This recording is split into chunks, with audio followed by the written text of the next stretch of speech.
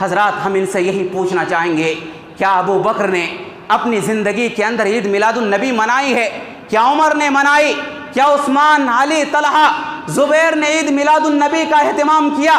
کیا بدری صحابہ کرام نے، احد میں شریک ہونے والے صحابہ کرام نے، خندق میں شریک ہونے والے صحابہ کرام نے، اور بیت رضوان کے اندر شریک ہونے والے صحابہ کرام نے عید میلاد النبی کا اہتمام کیا؟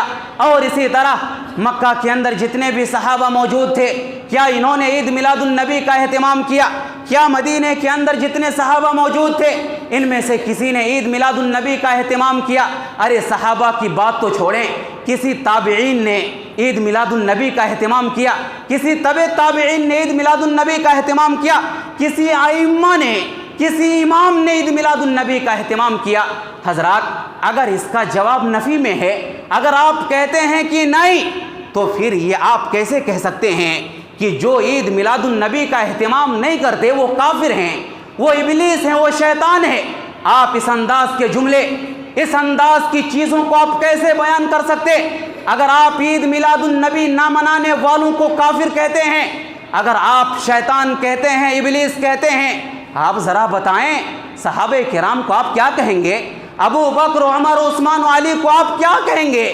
حضرات حقیقت یہ ہے کہ اس کو پیارے نبی صلی اللہ علیہ وسلم کے انتقال کے 600 سال کے بعد ایجاد کیا گیا ہے۔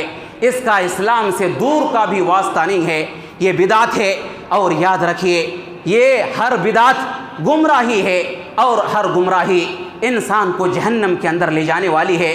حضرات آخر میں میں لوگوں کو ایک پیغام دینا چاہتا ہوں کہ ایک فاسق و فاجر کی سنت کے پیچھے پڑ کر کے تم اپنی آخرت کو تباہ کیوں کر رہے ہو؟ ابو بکر کی سنت پر عمل کرو، عمر کی سنت پر عمل کرو، کتاب و سنت کے مطابق زندگی گزارو۔ دیکھو عید میلاد النبی کا تذکرہ کتاب و سنت کے اندر ہے کہ نہیں ہے؟